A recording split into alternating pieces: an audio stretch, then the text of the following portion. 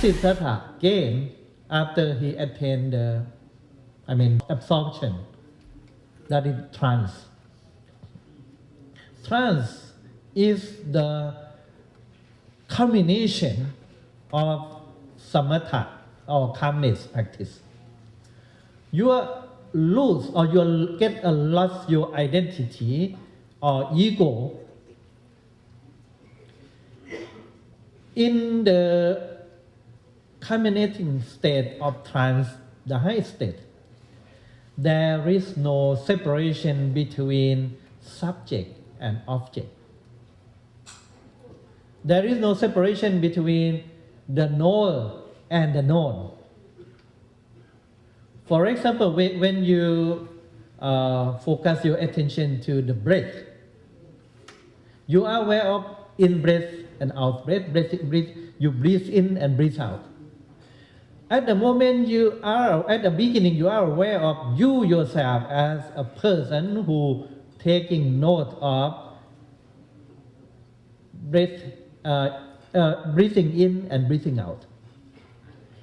There is me as a knower, the subject, and there is the object that is your breath at the beginning. But as the outcome of trance, there is a merger of me become one with the known, that is the breath. It become one that is, you tend to forget yourself, absolutely. Nothing, just awareness, pure awareness. There is no ego, there is nothing. This is a mystic experience. You become one with the universe, symbolized by your breath. This unique experience, that is mythic because you cannot describe it. It is neither perception nor non-perception. Neva sanyana sanyayatana. No perception, no separation between you who perceive, the perceiver, and the perceived object. You become one with the object. Forget totally yourself. This is a mystic experience. In Hinduism, they call this unity with the object as to be one with the Brahma. Tattavam asi. You are that. You are what you know. You are what is known to you. So it means your experience become one with the whole universe. This is Hinduism. The Buddha learned from the two aesthetics and is not a Buddhist. So samatha is that's why if we dwell in samatha, we tend to identify to call the mystic experience as the experience of God. In revelation, you become one with what is revealed to you in trance. You are in USA, right? Read the book, Variety of Religious Experience, written by William James. What I'm talking to you is analysis of William James. Psychologist, the known psychologist in USA. Religious experience. But William James failed to understand what is the uniqueness of Buddhist meditation. He just ends here and he finds that this kind of mystic experience are available in all religions. If you read Tao of Physics, Corpora, they use the same analysis that when you practice, you reach the state of trance. There is no separation between the subject and the object. The whole universe. Oh. Oh. This is 10. This is 20 to 10. Which one should I believe in? Which one? Oh, there. 5 to 10. Huh? This is 2. Wow. Get a new one from your followers. Donate it to Tan Pasano. And what am I talking about? That distraction. William James. It means that you listen with concentration. Very good.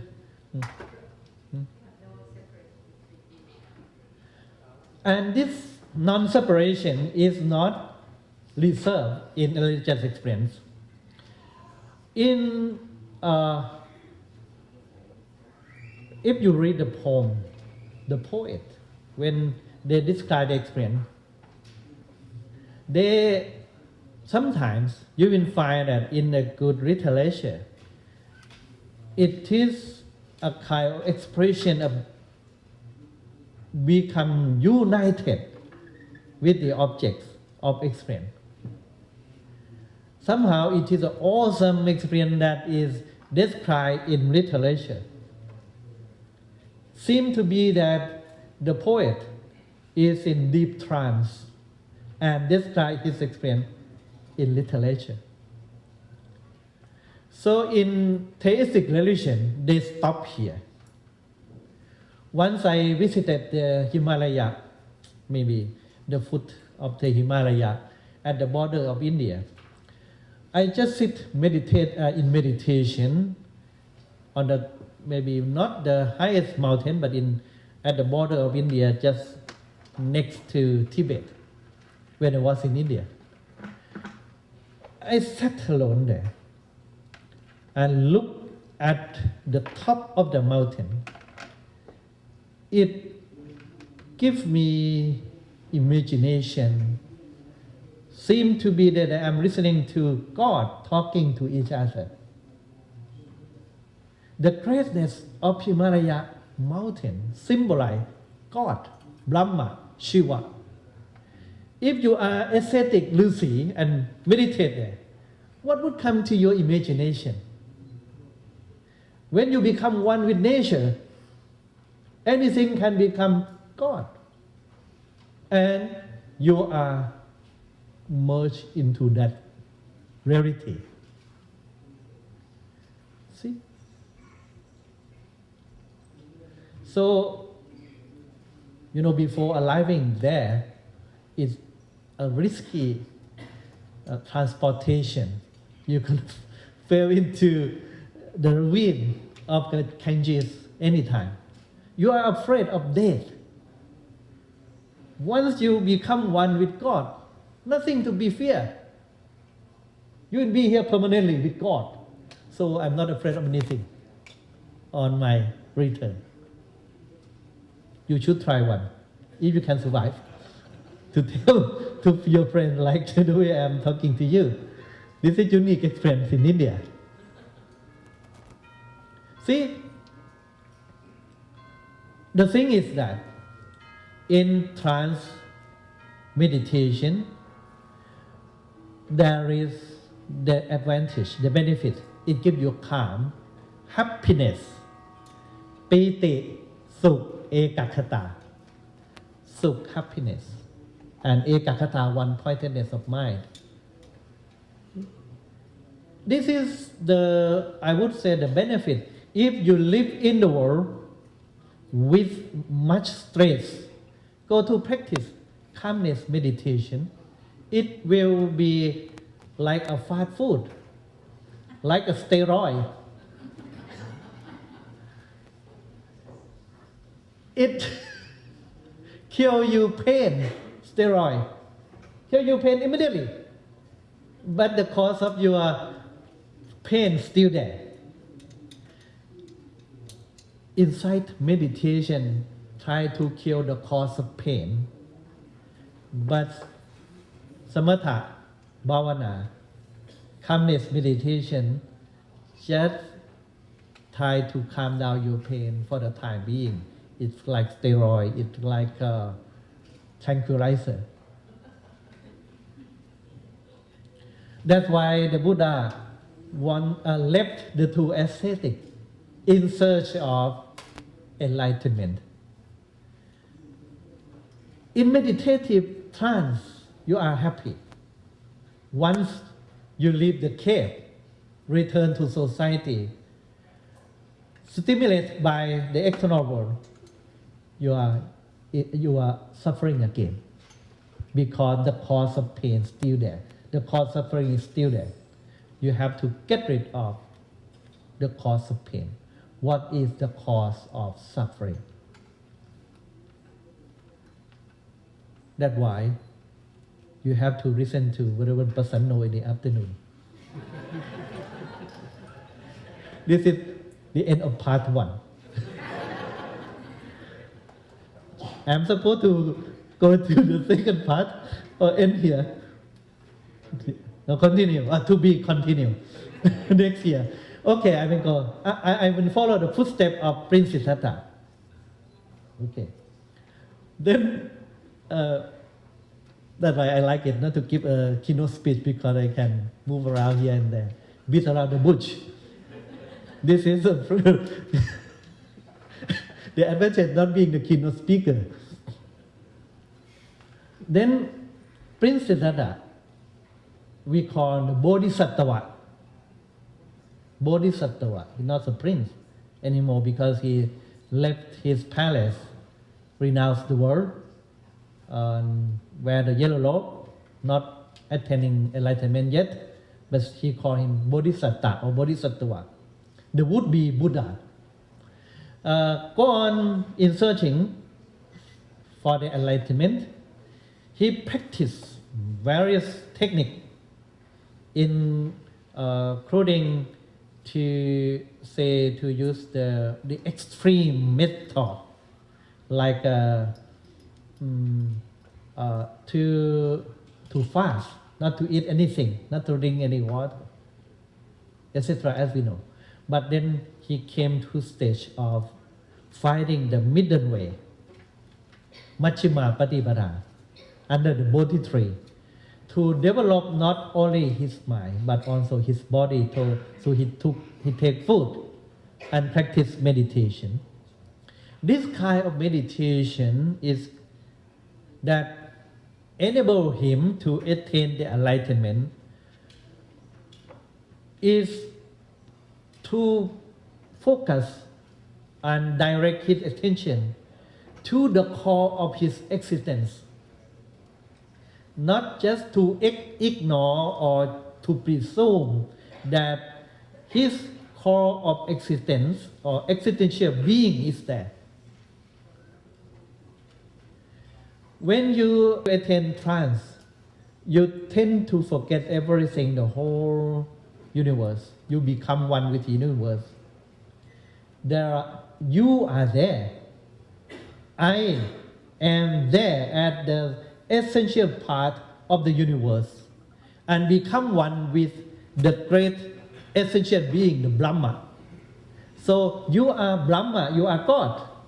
God is you, inside you. So it means the core of being is there in samatha practice. So the Buddha directs attention to his own existence, contemplation on his body, Kayanupassana, contemplate on his feeling, Vedananupassana, contemplate on his mental act, Cittanupassana, and contemplate on his mental content, the content of his mind, Dhammanupassana. So he find nothing, just emptiness. Inside him, there is no core experience that is ego at all. Ego or I is nothing, a creation of his mind. He reached the state of emptiness, sunyata, anatta, nothing. Liberate himself from all defilements, because defilements, the unwholesome mental content, need container. Your ego is the container, is the foundation of all kind of defilement, anger, greed, hatred, ignorance. Once you eradicate the belief in ego, nothing to contain, nothing to be the foundation of all the defilement, it destroyed. So in the night of his enlightenment, the Vesak day, the full moon day of the day of Vesak, he attained three kind of jhana, wisdom. The first is Bubbhe Nivāsānussati Yāna. The second one, Jutupapāta Yāna. And the third one, Asavakkaya Yāna. After attaining the three jhana, wisdom, he became a Buddha. What is it? What are they? Bubbhe Nivāsānussati Yāna is a recollection of his past life.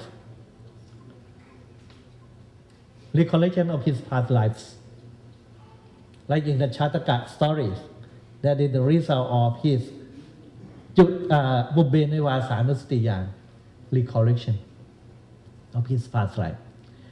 Jutupapāta Yāna is to see the past lives of the other people, all beings, and the other. These two kinds of wisdom is the result of extreme practice of samatha. You see it through divine eye, Timbajakku, right? When you purify divine eye, Timbajakku, you will see the face of other beings. So enlightenment is the mixture of samatha and vipassana. The first two kinds of wisdom is the outcome of extreme practice of samatha.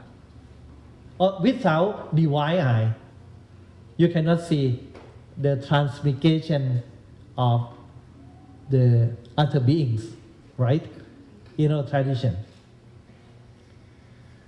But these two wisdom cannot help the Buddha attain enlightenment to get rid of the defilements.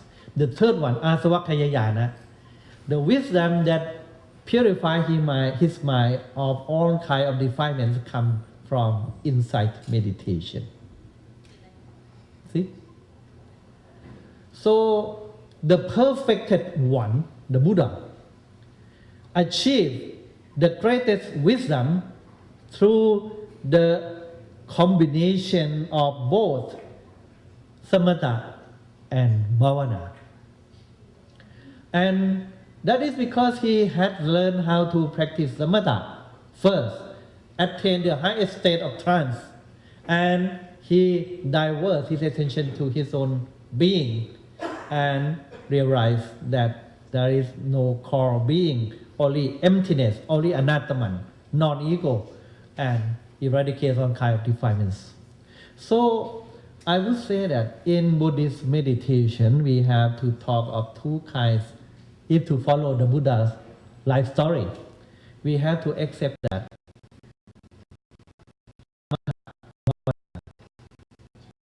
meditation is required as a preliminary stage of insight meditation. That's why when we talk of insight meditation, we have the term samatha pupankama vipassana. Insight meditation which has samatha or calmness as a preliminary one. At least it is a khanika samadhi, momentary concentration, momentary calmness, a necessity. Without this kind of focus, preliminary concentration, you will not be able to divert your attention to the body, feeling, etc. It will be distracted easily.